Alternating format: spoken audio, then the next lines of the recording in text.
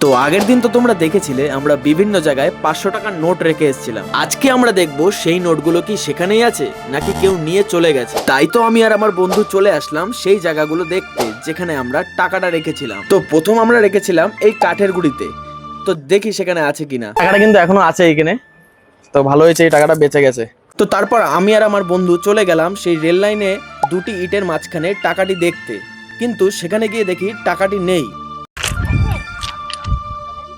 এ বাবা, গেল। তো এখানে কিন্তু টাকাটা পেলাম না, অর্থাৎ 500 টাকা লস হয়ে গেল। তো এবার আমার বন্ধু চলে গেল দেখতে যে তৃতীয় নোটটা ওখানে আছে কিনা। এ টাকাটা আছে, যাক টাকাটা বেঁচে গেল। তো যাই হোক, এই টাকাগুলি কারোর নজরে পড়েনি, ভালোই হয়েছে।